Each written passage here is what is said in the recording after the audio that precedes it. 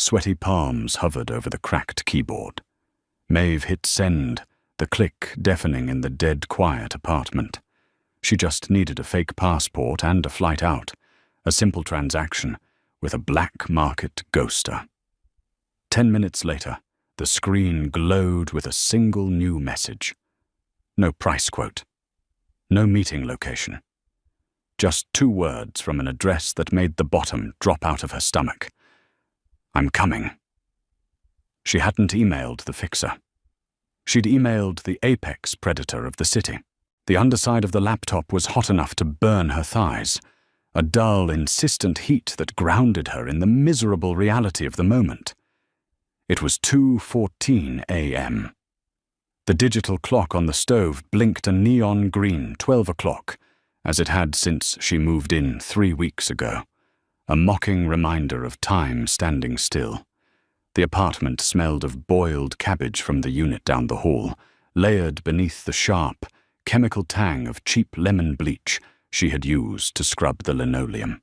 Maeve rubbed the heels of her hands into her eyes until bursts of static color flared in the darkness behind her eyelids. Her spine ached. A deep, bruised throb radiated from her left rib cage, a parting gift from Tommy before she'd slipped out the back door of their shared townhouse with nothing but a canvas duffel bag and a stolen ledger. She stared at the screen. The brightness was turned all the way down, casting a sickly, pale blue wash over her exhausted face. The cursor blinked in the empty recipient field of a secure email client. She needed to disappear, not just to another state, but entirely. Tommy wasn't just a bad ex-boyfriend with a heavy hand. He was a mid-level earner for the North Side crew, a man whose ego was far more fragile and dangerous than his fists.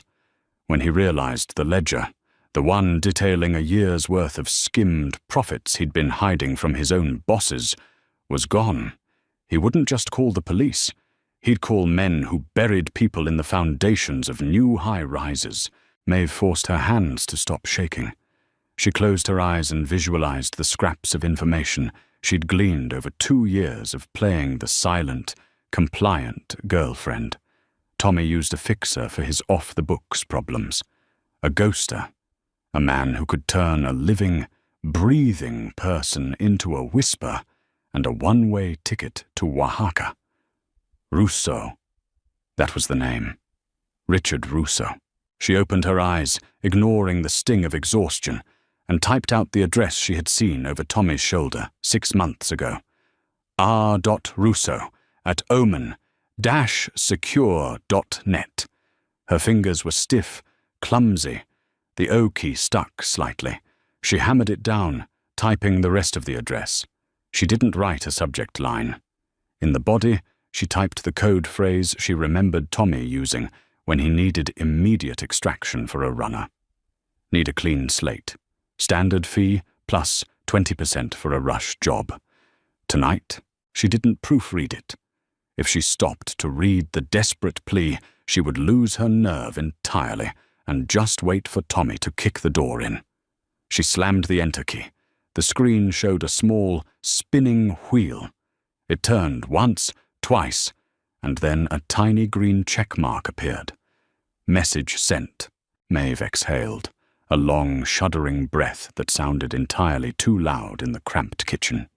She pushed the laptop onto the scarred Formica table and stood up. The linoleum peeled at the corners, sticky beneath her bare feet. She walked to the window, pulling the moth-eaten curtain back a fraction of an inch. Outside, the city was a smear of sodium-orange streetlights and slick, rain-blackened asphalt. A siren wailed in the distance, a lonely, rising pitch that faded into the hum of traffic from the interstate. The glass was cold against her forehead.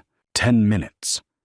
She told herself she would wait 10 minutes for a reply before she grabbed her bag and took her chances at the Greyhound station.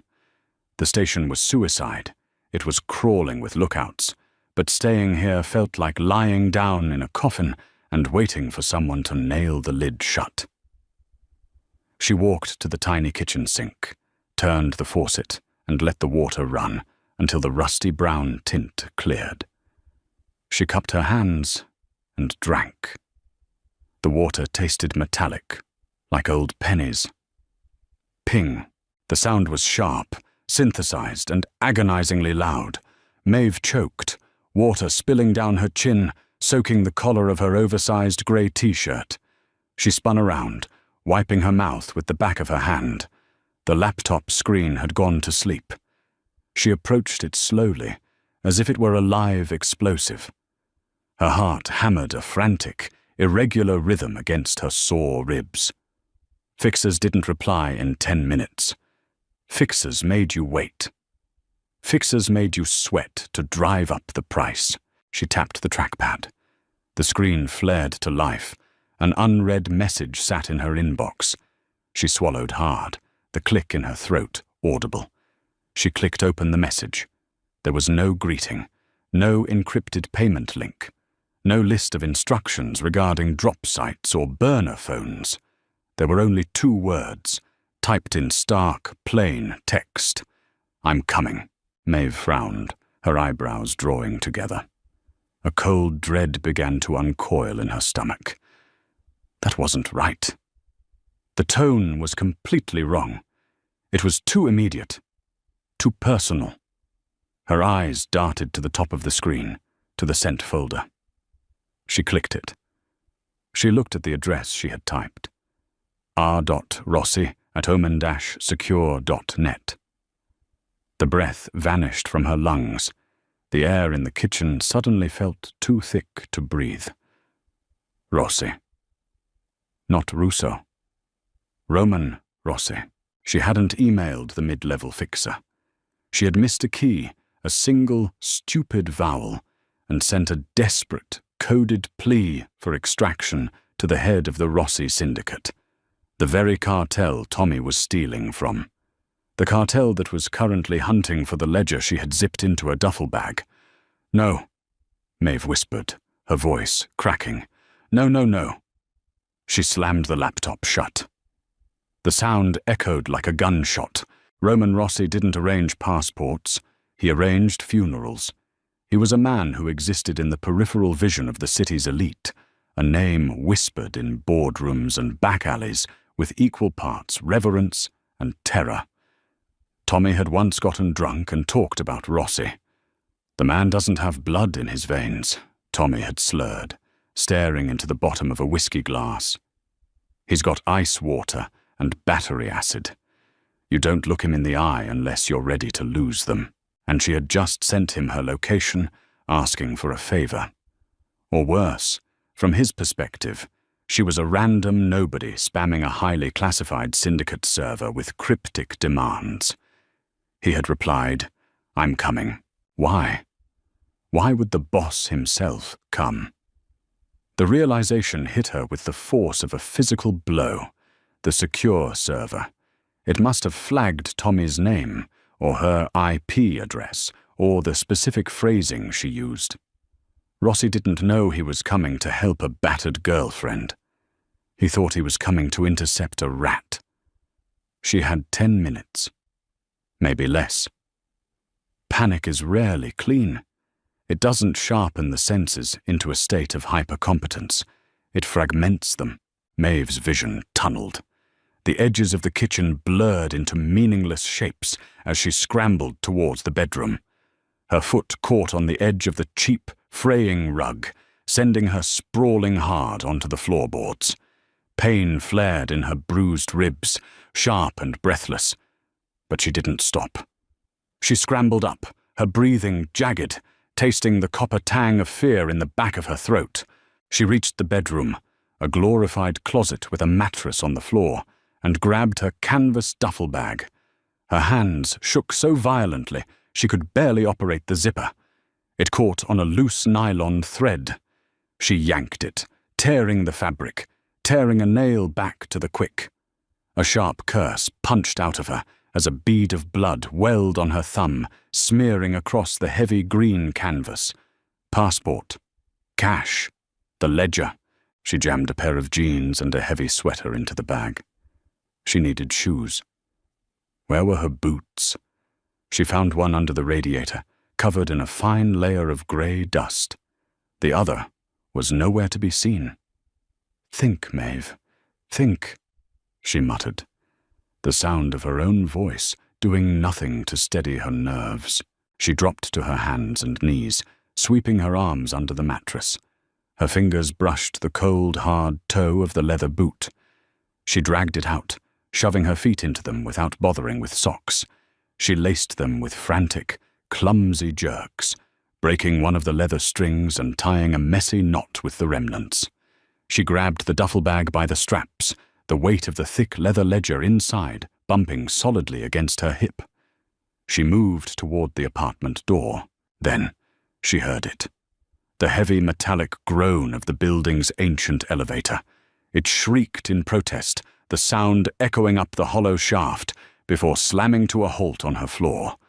The heavy iron gate rattled open. Maeve froze. Her hand hovered an inch from the deadbolt. Footsteps. Heavy, deliberate, and entirely lacking the smooth, expensive cadence she imagined a Mafia boss would possess. These steps were slightly dragging, scuffing against the threadbare carpet of the hallway.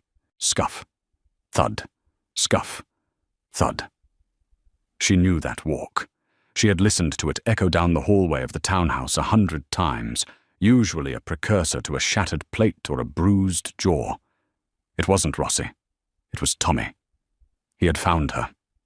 Somehow, between the panicked escape and the botched email, he had tracked her to this miserable hole. "Maeve!" His voice slurred through the cheap plywood door.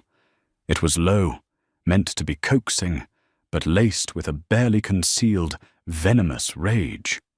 It smelled of stale beer and cheap cologne, a scent that seemed to seep through the very cracks in the wood.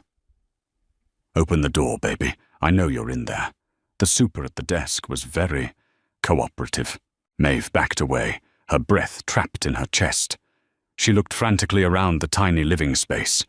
There was no fire escape. The window was a straight 4-story drop into a concrete alley filled with rusted dumpsters. "Don't do this the hard way, Maeve," Tommy said, his fist rapping sharply against the wood. Bang! Bang! Bang! The door shivered in its frame. "You took something of mine, something very important. You give it back, and maybe I just break your legs. You make me come in there. I'll take your face off." She dropped the duffel bag. It hit the floor with a heavy, dead thud. She backed into the kitchen, her eyes darting across the counters. Her hand closed around the handle of a heavy ceramic mug, the only heavy object within reach. It was pathetic. It was nothing. "Last chance, bitch," Tommy snarled. The silence that followed was heavy, pregnant. Then the door exploded inward. It wasn't a clean breach. The wood splintered violently around the cheap deadbolt, the metal lock plate tearing free and pinging off the far wall. Tommy stumbled through the ruin of the doorway, his momentum carrying him forward. He looked terrible. His shirt was untucked, dark sweat stains pooling under his arms. His eyes were bloodshot, pupils blown wide, a testament to whatever chemical courage he had ingested before coming here. He saw her standing by the kitchen counter, the mug raised, her face pale and terrified. A cruel, ugly smile stretched across his face, revealing a chipped front tooth. "There she is," he breathed, stepping over the splintered wood. Maeve didn't scream. Screaming wasted air. She threw the mug with everything she had. It was a frantic, uncoordinated pitch. The ceramic grazed his shoulder and shattered violently against the plaster wall behind him, raining sharp white shards onto the linoleum. Tommy barely flinched. He lunged. Maeve tried to dart to the side, to slip past him toward the open, ruined doorway. But his hand lashed out, his fingers tangling brutally into the thick mass of her hair. The pain was blinding, a sharp, searing heat that snapped her head back so hard her neck popped. She cried out, a raw, ugly sound, as he yanked her backward, throwing her onto the small, stained sofa. Dust puffed up from the cushions as she hit them. "You stupid, stupid girl," Tommy spat, climbing over her, his knee pinning her bruised ribs. Maeve gasped, the air completely leaving her lungs. Black spots danced at the edges of her vision. She fought back blindly, completely devoid of technique. She scratched at his face, her fingernails finding purchase on his cheek, drawing 3 parallel lines of bright red blood. She kicked her heavy boot up, catching him awkwardly on the hip. Tommy grunted in pain, his hand letting go of her hair to deliver a sharp, backhanded slap across her face. The impact cracked like a whip. Maeve's head snapped to the side. Her ears rang instantly, a high-pitched whine drowning out the ambient noise of the room. The metallic taste of blood flooded her mouth. She went limp for a fraction of a second, stunned, her vision swimming. "Where is it?" Tommy screamed, spittle hitting her cheek. His hands went to her throat, his thumbs pressing into her windpipe. "Where's the book, Maeve?" She choked, her hands coming up to claw uselessly at his thick wrists. Her lungs burned. The room began to darken at the edges. She could smell the sour, stale alcohol on his breath, the unwashed grime of his skin. This was it. She was going to die on a cheap, dust-filled sofa, killed by a mid-level thug because she stole a book she didn't even understand. She squeezed her eyes shut, waiting for the final, suffocating darkness. But the pressure on her throat suddenly vanished. The weight on her chest lifted so violently that the sofa physically tipped backward a few inches before slamming back down. Maeve gasped, rolling onto her side, coughing violently as air rushed back into her burning lungs.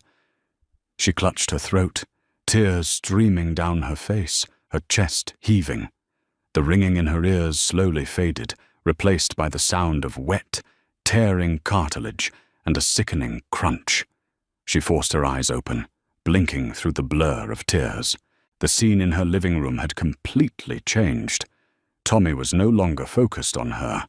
He was pinned against the far wall, his feet hovering 3 inches off the floor. Holding him there by the throat with only one hand was a man who looked like he had stepped out of a different reality.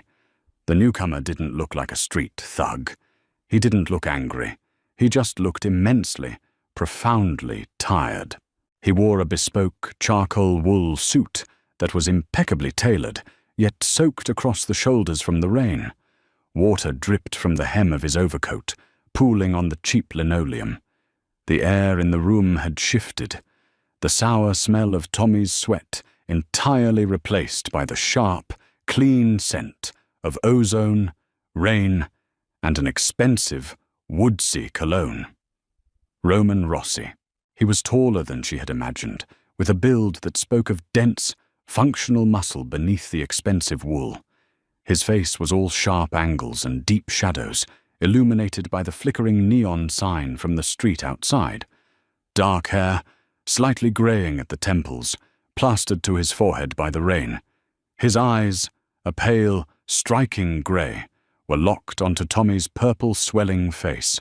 "You're making a mess," Roman said. His voice was a low, resonant baritone, smooth as glass and completely devoid of inflection. He wasn't yelling. He was stating a fact. Tommy gagged, his hands clawing uselessly at the leather-gloved hand, clamping his windpipe. His legs kicked in the air, boots scraping against the cheap wallpaper. "Rossi," Tommy managed to choke out, his eyes bulging. Recognition and sheer, unadulterated terror morphed his features into something pitiful. You can die," Roman corrected him softly. "That is the only thing you're going to do tonight, Thomas." Roman didn't pull a gun. He didn't monologue. He simply adjusted his grip slightly, his knuckles turning white beneath the black leather of his glove. With a brutal, clinical efficiency that turned Maeve's stomach, Roman slammed Tommy's head backward into the plaster wall. Once, twice. The sound was wet and heavy, like a butcher dropping a side of beef onto a steel table. The plaster cracked, webbing outward in a spiderweb pattern. Tommy's arms fell limp to his sides. His eyes rolled back into his head. Roman let go. Tommy collapsed to the floor like a puppet with its strings cut, landing in an awkward, broken heap. Blood began to pool slowly beneath his head, staining the grey rug a deep, dark crimson. The room fell dead silent. The only sound was the hiss of the radiator and Maeve's ragged, terrified breathing. Roman stood over the body for a long moment. He pulled a pristine, white cotton handkerchief from his breast pocket and carefully wiped down the leather of his right glove, despite there being no visible blood on it. It was a meticulous, deeply unsettling gesture. He folded the handkerchief, put it back, and slowly turned his head to look at Maeve. Maeve pressed herself into the corner of the sofa, her knees pulled to her chest, trembling so hard her teeth chattered. She had read the books. She had seen the movies. The mob boss was supposed to be a dark knight, a violent but principled man who saved the girl and offered her a coat. Roman Rossi offered nothing but a cold, assessing stare. He looked at her the way a mechanic looks at a complicated broken engine. "You," he said, his voice dropping a register, "are incredibly bad at sending emails." Maeve opened her mouth, but no sound came out. Her throat felt like it was lined with broken glass. She swallowed hard, tasting blood, and finally managed a raspy whisper. I meant to email Russo," Roman finished for her, taking a slow step forward. His leather shoes clicked softly on the floorboards, stepping carefully over a puddle of Tommy's blood. "Richard Russo, a mid-level facilitator who handles cheap extractions for domestic disputes and runaway wives." Maeve nodded frantically, her wide eyes locked on his face. Roman sighed. He looked around the dismal apartment, his lip curling slightly in distaste at the peeling wallpaper and the shattered mug on the floor. "Richard Russo," Roman continued, his tone conversational, as if they were discussing the weather rather than the corpse bleeding out on her floor, "was caught skimming from my shipments 3 days ago. He is currently resting in several different pieces at the bottom of the harbor. I commandeered his digital assets to see who he was doing business with." He stopped a few feet from the sofa, towering over her. "Imagine my surprise," Roman said, tilting his head slightly, "when an automated alert pinged my personal phone at 2 a.m, originating from an IP address tied to one of my own missing runners. Thomas here." He gestured vaguely to the body with his hand, and the email contained a very specific code word for extraction. Maeve's eyes darted to the duffel bag sitting on the floor near his feet. Roman noticed. He looked down at the canvas bag. He casually nudged it with the toe of his expensive shoe. It didn't move easily. It was heavy. "What's in the bag, Maeve?" he asked softly. He knew her name. Of course he did. He owned the server she sent it from. "Clothes," she lied. It was a pathetic, transparent lie, spoken in a voice that shook like a dying leaf. Roman stared at her. The silence stretched, heavy and suffocating. He didn't look angry at the lie. He looked bored by it. He crouched down, his movements smooth and deliberate, the fabric of his suit pulling taut across his broad shoulders. He unzipped the duffel bag. He bypassed the jeans and the heavy sweater. His gloved hand reached straight to the bottom and pulled out the thick, black leather-bound ledger.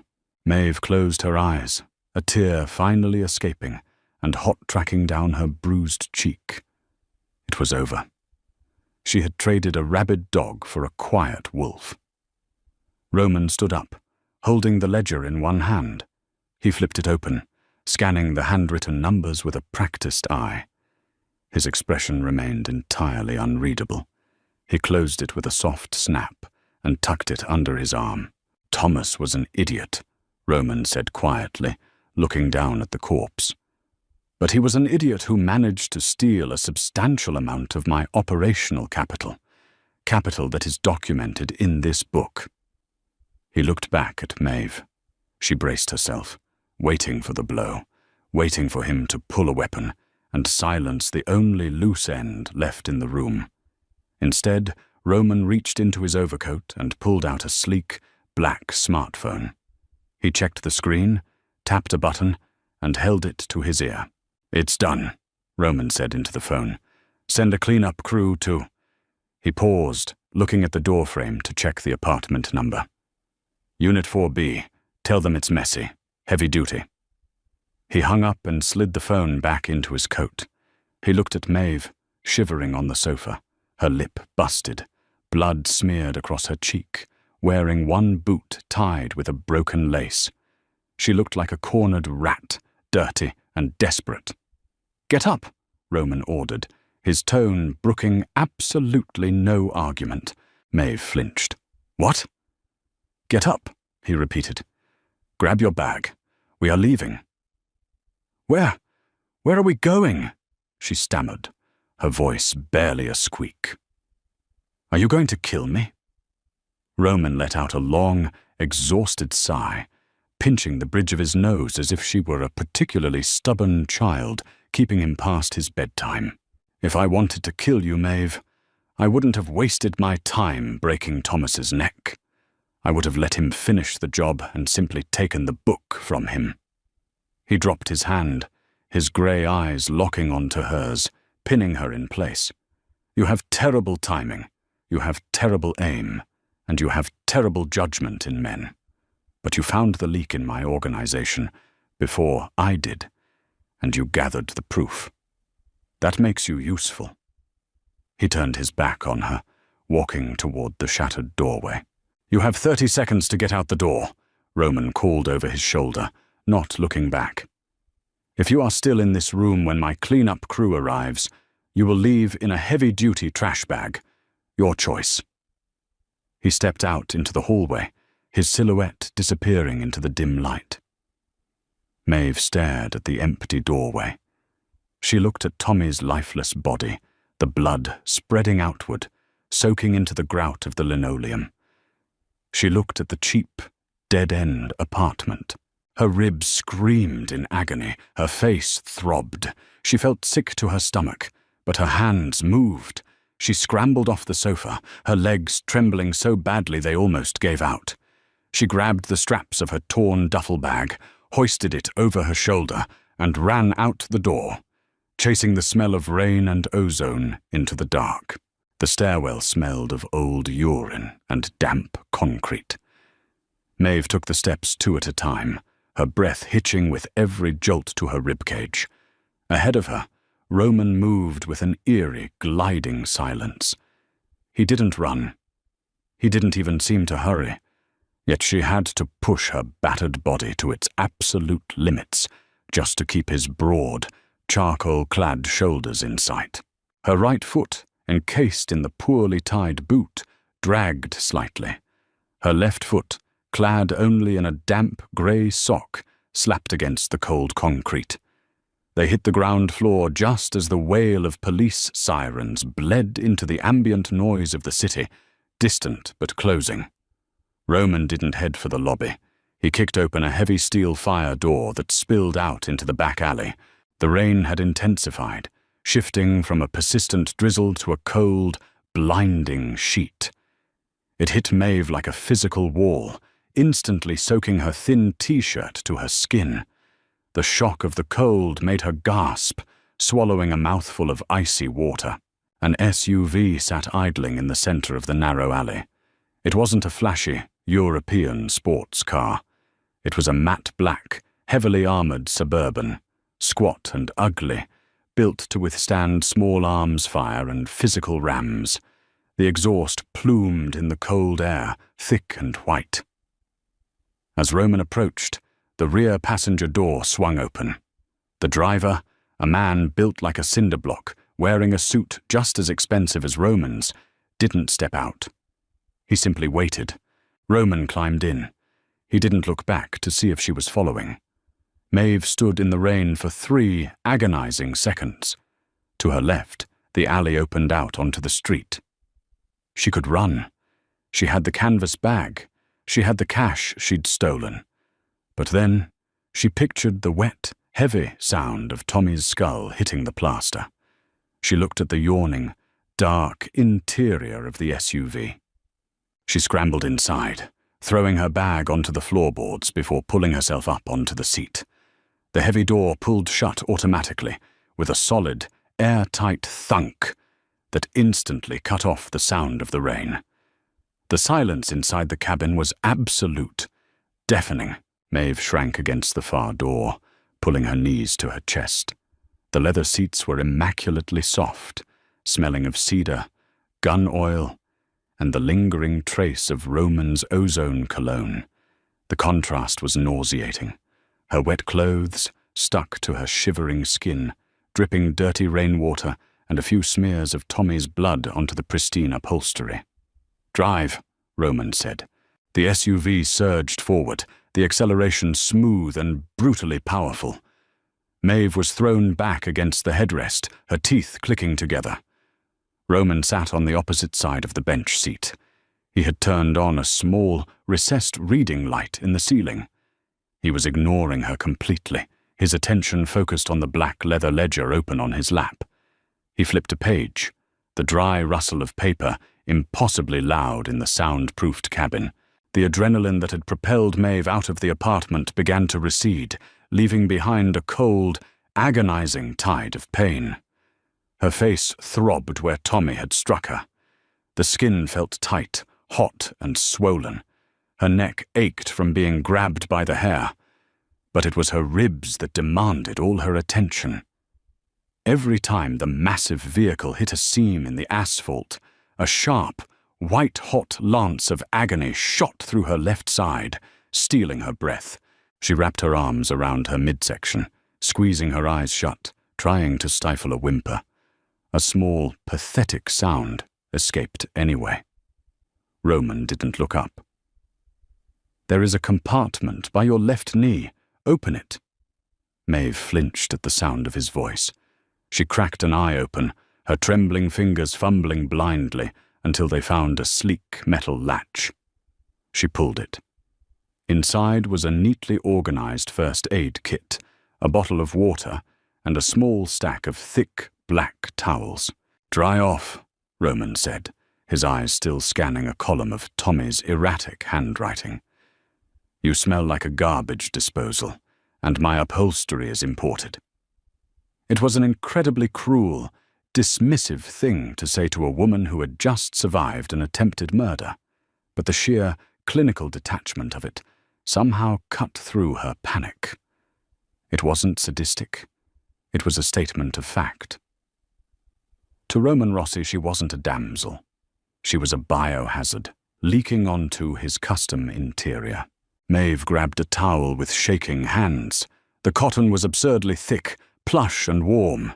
She pressed it against her bleeding cheek, hissing through her teeth as the fabric snagged on a raw edge of skin. She draped another over her freezing shoulders, trembling so violently, her teeth chattered in a steady, rhythmic cadence. She watched Roman from the corner of her eye. He looked like an accountant reviewing quarterly earnings, entirely unbothered by the violence he had committed just 10 minutes ago. "I traded a rabid dog for a quiet wolf," she thought again, the realization settling like lead in her stomach. Tommy hit her because he lost his temper. Roman Rossi killed because it was on his schedule. "He was going to kill me," Maeve whispered into the dark cabin, the words tumbling out before she could stop them. She didn't even know why she was speaking. Shock, probably. Roman turned a page. Yes, he was. "Why did you stop him?" Roman finally paused. He closed the book, keeping one gloved finger holding his place. He turned his head, his pale grey eyes catching the dim light from the street lamps flashing past the tinted windows. "I didn't stop him to save you, Maeve," Roman said, his voice a low, terrifying rumble. I stopped him because he was touching something I needed. Right now, that something includes you. Do not confuse utility with charity. It will get you killed." He went back to the ledger. Maeve pulled the black towel tighter around her neck, staring blindly out the window as the city lights blurred into a meaningless smear of neon. The SUV descended into the earth, spiraling down a concrete ramp that ended in front of a massive steel security gate. The driver flashed his headlights twice, and the gate rolled open with a heavy, industrial grind. They parked in a subterranean garage, bathed in harsh, fluorescent light, empty except for a row of identical black vehicles. Roman stepped out before the car had fully stopped. "Bring her up," he ordered the driver. Maeve fumbled with the door handle, her fingers stiff and uncooperative. The driver, a terrifyingly large man with a flattened nose and dead eyes, opened it from the outside. He didn't offer a hand. He just stared at her, waiting. She grabbed her duffel bag and limped out, leaving a damp, dark patch on the imported leather. She followed the driver to a private elevator. There were no buttons, just a biometric scanner that the driver pressed his thumb against. The doors slid shut, and the elevator shot upward with stomach-dropping speed. Maeve leaned her good shoulder against the mirrored wall, her eyes unfocused, trying to breathe shallowly to keep her ribs from expanding. The doors opened onto a space that looked less like an apartment and more like a high-altitude surgical suite. It was massive, stark, and violently minimalist. Floor-to-ceiling windows looked out over the city skyline, but inside, everything was matte black, brushed steel, and cold white stone. There were no photographs, no books, no clutter, just the humming silence of a perfectly climate-controlled void. Roman was standing by a massive marble kitchen island, pouring 3 fingers of amber liquid into a crystal glass. He had discarded his overcoat and suit jacket. His white dress shirt was pristine, the sleeves rolled up to the elbows, revealing forearms corded with dense muscle and the faint, faded edges of black ink. "Sit," he commanded, not looking at her, pointing a glass toward a steel and leather chair near the island. Maeve dropped her bag and shuffled toward the chair. She sank into it, the leather cool against her feverish skin. A door down the hall opened, and a man walked out. He wore slacks, a rumpled button-down, and carried a black leather medical bag. He looked to be in his 50s, with a receding hairline and a permanent expression of exhausted resignation. "Hayes," Roman said, taking a sip of his drink. "Fix her." The doctor, Hayes, walked over to Maeve. He didn't introduce himself. He didn't offer a comforting smile. He set his bag on the counter, snapped on a pair of blue nitrile gloves, and tilted her chin up under the harsh, recessed lighting. "Pupils are equal and reactive," Hayes muttered, more to Roman than to her. He prodded the swollen purple flesh of her cheekbone. Maeve jerked back, a sharp hiss escaping her teeth. "Contusion. Possible microfracture of the zygomatic arch. It's going to swell shut by morning." "Keep her functional," Roman said, leaning against the counter, watching the exam with the detached interest of an auditor. Hayes moved down, his gloved hands gently but firmly pressing against Maeve's ribcage. When he hit her left side, Maeve screamed, a raw, ugly sound that tore through the quiet room. Her vision whited out, and she slumped forward, dry heaving. Hayes caught her shoulder, steadying her. "2 cracked ribs, maybe 3. I need to tape them. Take off the shirt." Maeve froze, her breath rattling in her throat. She looked at Hayes, then her eyes darted to Roman, panic reigniting in her chest. Roman sighed. He set his glass down, the crystal clinking sharply against the marble. "Hayes is a doctor, Maeve. He has seen the human body before. I, however, have 0 interest in yours. Take off the shirt so he can work, or sit there and puncture a lung. The choice is yours." He turned his back to them, staring out the massive windows at the city below, offering her a meager, dismissive sliver of privacy. Her hands shook violently as she reached for the hem of her damp, ruined t-shirt. She pulled it over her head, shivering in the sterile, air-conditioned air, clad only in a grey sports bra and her wet jeans. Her torso was a canvas of ugly, mottled colours, yellowing bruises fading on her hips, fresh purple and black blooms exploding across her ribs. Hayes didn't react to the map of violence on her skin. He pulled a roll of thick medical tape and a pair of shears from his bag. "Breathe all the way out and hold it," Hayes instructed. Maeve obeyed, squeezing her eyes shut. The doctor wrapped the heavy tape tightly around her ribcage, the pressure agonizing at first, but slowly settling into a rigid, supportive brace that kept the broken bones from shifting. He cleaned the deep scratch on her cheek with an antiseptic wipe that burned like liquid fire, sealing the skin with a harsh, smelling chemical glue instead of stitches. "Take these," Hayes said, dropping 2 heavy white pills into her palm and handing her a paper cup of water. "Anti-inflammatories and a muscle relaxant. They'll knock you down." Maeve swallowed them dry before chasing them with the water.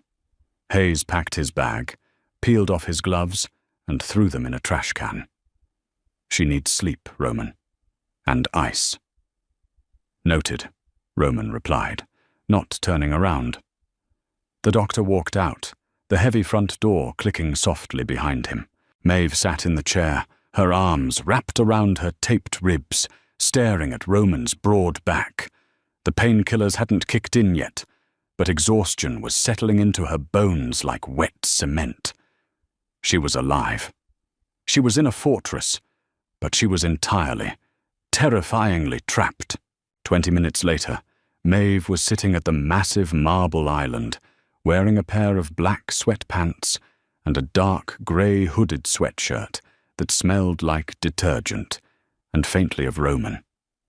They swallowed her frame, the sleeves rolled up 3 times so her hands could reach the table.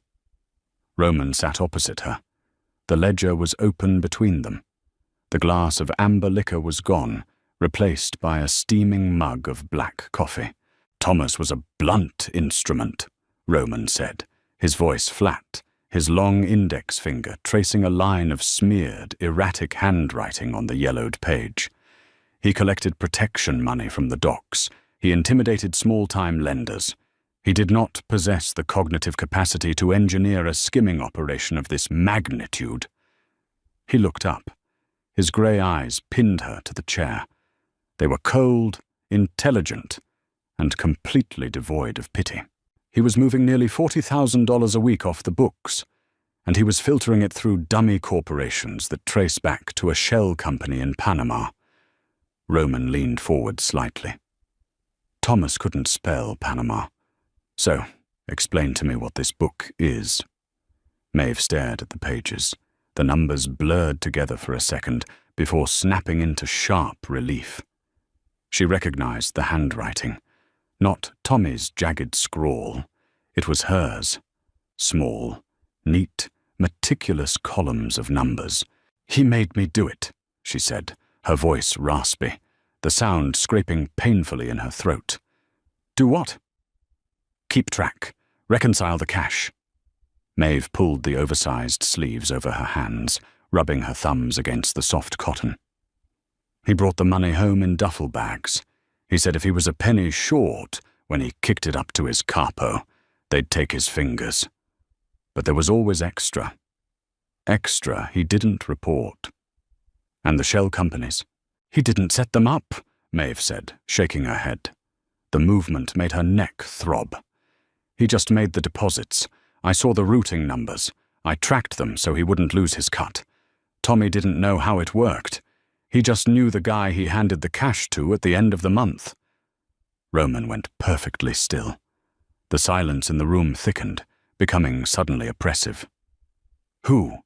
Roman asked, his voice dropping to a terrifyingly soft whisper. "Did he hand the cash to?" Maeve hesitated. She knew the name. She had heard Tommy screaming it into burner phones in the middle of the night, but naming him meant crossing a line she couldn't uncross. It meant stepping fully into the crossfire of a Mafia war. "If I tell you," Maeve said, her voice shaking, forcing herself to look Roman in the eye. "What happens to me?" Roman tilted his head, a microscopic tightening of his jaw, the only sign he was surprised by the pushback. "You are not in a position to negotiate, Maeve." "I am," she countered, her heart hammering against her taped ribs. The fear was making her reckless. Or maybe it was the fact that she had already accepted she might die tonight. "You don't know the cipher." "I wrote the cipher. The names in that book are coded. I used an offset algorithm based on prime numbers. It would take your people weeks to crack it. By then, whoever is stealing from you will realize Tommy is dead and the book is gone. They'll scatter." Roman stared at her. For the first time all night, the absolute, cold indifference in his expression cracked. It wasn't a smile, but a sharp, predatory calculation. He looked at her not as a weeping victim, but as an asset. "An offset algorithm," Roman repeated slowly, tasting the words. "You are an accountant." "I was a junior analyst," she corrected softly, looking down at the marble counter. "Before Tommy. Before I got stupid and thought I could fix him." "There is no fixing broken tools," Roman said flatly. "You throw them away." He closed the ledger and slid it toward her across the smooth marble. "Decode it," Roman commanded. "My price," Maeve said, her hands trembling as she pulled the book closer. She didn't open it. "I want a new identity. A real one. Passports, a social security number, and enough money to start over somewhere cold. Somewhere Tommy's friends will never look." Roman leaned back in his chair, studying her face, the bruised, swollen cheek, the split lip, the terrified, defiant eyes. "You want to disappear," he said. "I wanted that 3 hours ago," she replied. "I just emailed the wrong person." Roman didn't laugh, but the corner of his mouth twitched, a millimeter of movement that completely altered the geometry of his face, making him look devastatingly sharp. "If the names in this book lead me to the rot in my organization," Roman said, his voice a quiet, binding vow, "I will not just give you an identity, Maeve. I will make sure the men who want to hurt you are entirely incapable of looking for anyone, ever again." He slid a heavy silver pen across the table. It rolled to a stop against the leather cover of the book. "Start writing." The silver pen felt impossibly heavy in Maeve's hand. It was a Mont Blanc, the metal cool and smooth against her clammy skin. She stared at the blank notepad Roman had placed beside the open ledger. The numbers in the first column blurred slightly as the muscle relaxants Hayes had given her began to melt the edges of her panic, replacing it with a thick, sluggish fog. She forced herself to focus. She couldn't afford to be stupid now. She was sitting in the apex predator's den, bartering her life with elementary cryptography. 7. The offset was 7. She wrote the first letter. C. Roman didn't pace. He didn't loom over her shoulder. He sat perfectly still in the leather chair opposite the marble island, his forearms resting on his thighs, watching her hands. The silence in the penthouse was absolute, a pressurized vacuum that made the scratch of the nib against the paper sound like a knife on bone. "The first account," Maeve rasped, her voice catching on the dry air. She cleared her throat, wincing as the muscles strained against her bruised windpipe. "It's routed through a logistics firm in the Port District. The holding company is registered to—" She did the math in her head, converting the string of numbers into letters. Her hand shook. The name that materialized on the page made no sense to her, but the sudden, sharp drop in the room's temperature told her it meant everything to the man sitting across from her. Carmine Roman's posture didn't change, But his eyes went dead. The pale grey turned flat and opaque, like coins resting on a dead man's eyes. "Keep writing," he said softly. Maeve swallowed hard and moved to the next line. The process was tedious. Her ribs throbbed a steady, rhythmic warning every time she shifted her weight. The coffee Roman had poured for her sat untouched, a thin, oily film forming on its surface. She worked for an hour, the pages of the legal pad slowly filling with names, dates, and amounts. Carmine, Vitiello, the Santoro brothers.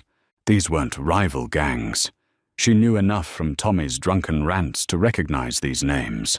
These were Roman's own lieutenants, his captains, the men who drank his wine and kissed his cheek at syndicate weddings. She finished the final page of the current quarter and pushed the notepad across the cool marble. Roman picked it up. He didn't read it immediately. He looked at the list of names, his face a mask of terrifying composure. Betrayal on this scale wasn't a crack in the foundation. It was a demolition charge.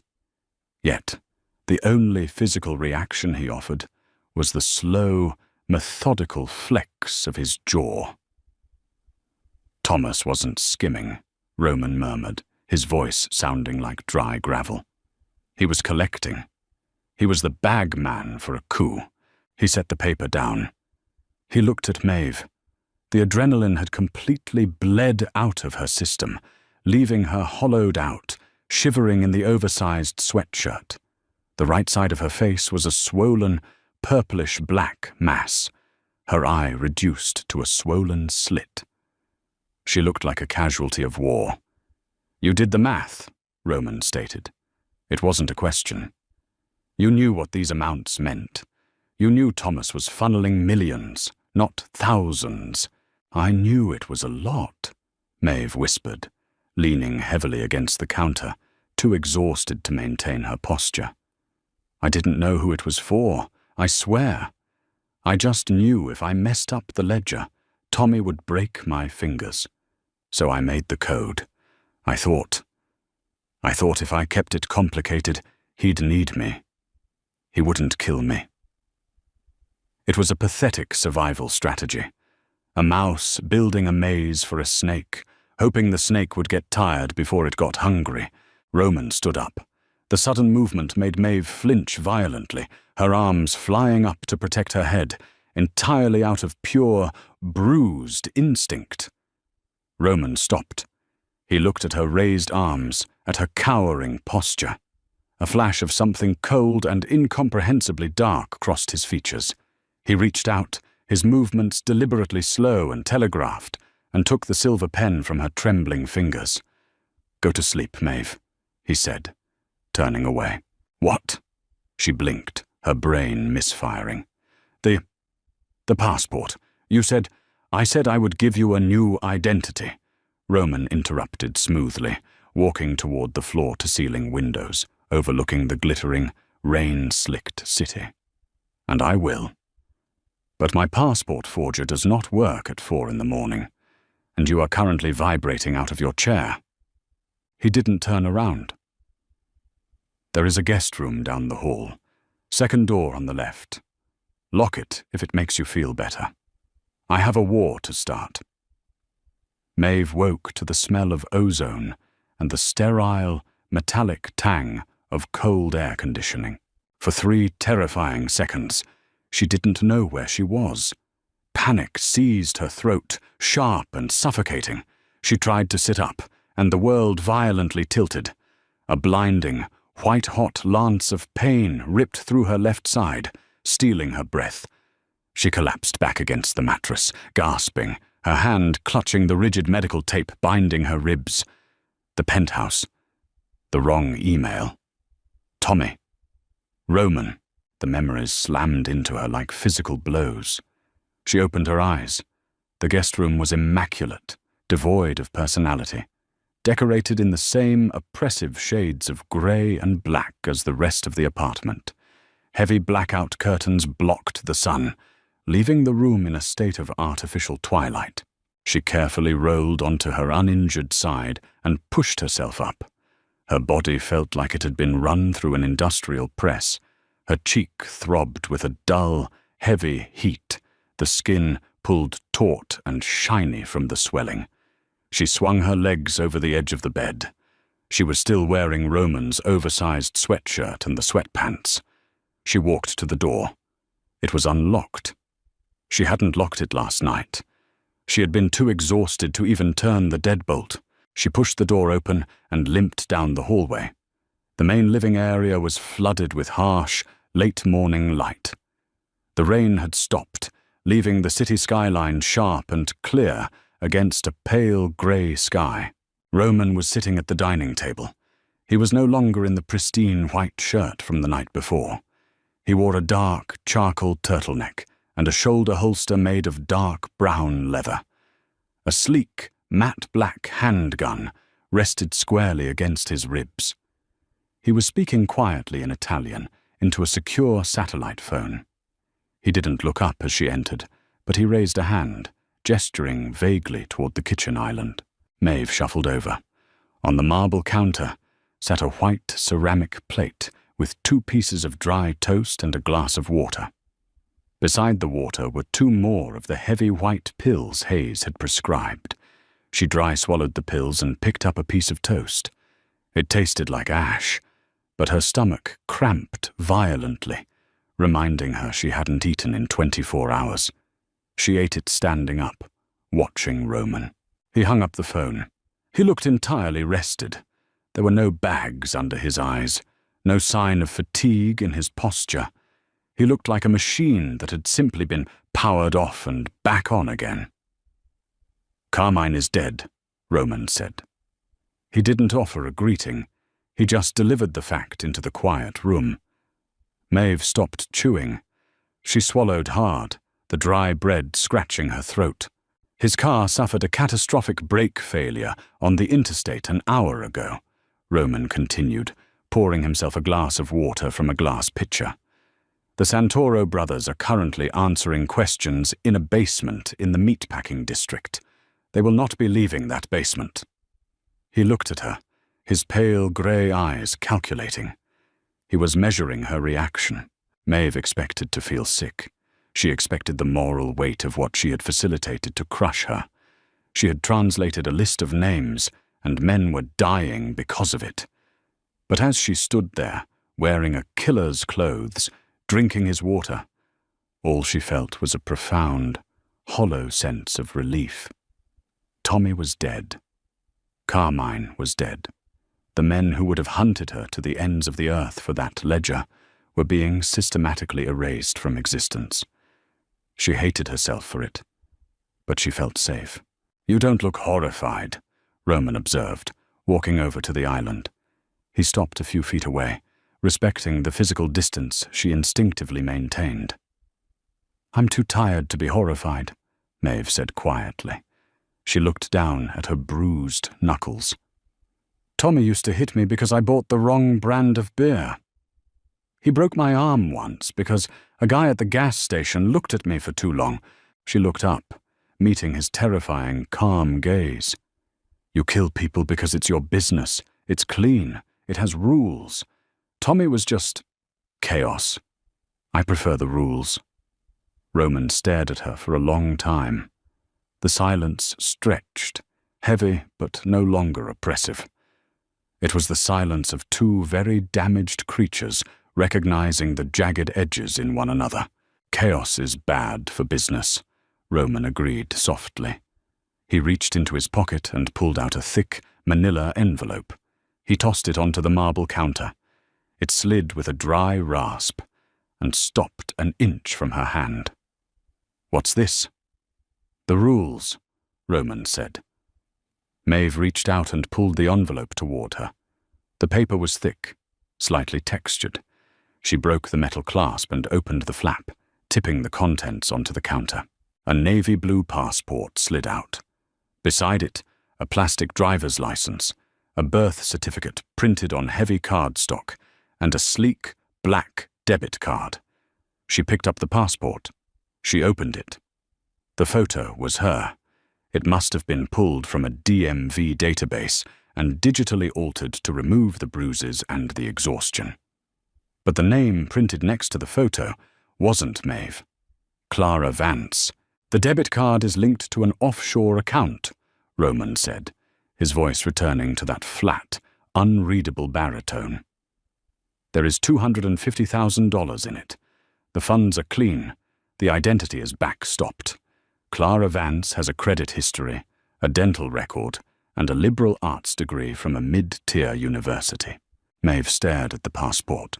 Her hands began to shake again, not from fear this time, but from the sheer, overwhelming weight of reality. It was real. It was actually happening. The cage door was open. "Where?" she whispered. "There is a ticket inside the passport," Roman replied. She flipped to the back pages. A folded boarding pass fell out. JFK to Halifax, Nova Scotia. "One way." "It's cold," Roman noted, a faint shadow of amusement in his tone. "And remote. The kind of place a woman goes when she doesn't want to be found. My driver will take you to an outfitter to buy adequate clothing, and then directly to the private terminal. You leave in 2 hours." Maeve looked from the boarding pass to Roman. He was already turning away, dismissing her. The transaction was complete. She had provided the intel. He had provided the extraction. They were ghosts to each other now. "Roman." He stopped. He didn't turn around, but his shoulders stiffened slightly. Nobody in his world called him by his first name. "Why didn't you just take the book?" Maeve asked. The question had been burning in her chest since she woke up. "Last night, in my apartment. You could have let Tommy kill me, or you could have killed us both. You didn't need me to decode it. You have people for that." Roman turned slowly. The morning light caught the sharp angles of his face, casting half of it in deep shadow. He looked ancient in that moment. Not old, but timelessly, deeply weary. "Thomas was a dog," Roman said, his voice dropping into a register that vibrated in Maeve's chest. "I do not tolerate dogs that bite women. It offends my sense of order." It wasn't a confession of a hidden, noble heart. It was a statement of clinical, terrifying morality. He didn't save her because she was innocent. He saved her because Tommy broke the rules of his ecosystem. "And the code?" Maeve pressed. Roman looked down at the marble floor, then back up to her bruised face. "I could have had my people break it. But I wanted to see if the woman who accidentally emailed the head of the Rossi syndicate demanding a rush extraction had the nerve to negotiate for her life while bleeding on my floor." A tiny, bitter smile touched the corner of his mouth. "You are terribly clumsy, Clara. But you are resilient." He used her new name. The severing of the tie was absolute. "Go get dressed," Roman ordered softly. "The driver is waiting." Maeve nodded. She carefully gathered the documents, placing them back into the manila envelope. She held it tightly against her chest, right over her broken ribs, the pain a sharp reminder of exactly what she was leaving behind. She walked toward the hallway, stopping at the threshold. She didn't look back. "I'm glad I misspelled the email," Maeve said to the empty air. She heard the faint, metallic clink of Roman picking up his satellite phone again. The war was calling. "Have a safe flight, Clara," the apex predator replied. Maeve walked down the hall, clutching her new life, a ghost stepping out of the machine. The email was a mistake. But as the elevator doors closed, shielding her from the penthouse and the violent, perfectly ordered man inside it, she realized it was the only mistake she had ever made that truly mattered. Wow, the tension in that goodbye was unreal. If you loved this dark, gritty take on Mafia romance, make sure to hit that like button. It really tells me you want more stories like this. What did you think of Roman's brutal code of honor? Let me know in the comments. Don't forget to share this video with your bookish friends who love morally grey men, and subscribe with the bell on so you never miss an upload. Stay safe out there, and I'll catch you in the next dark romance deep dive.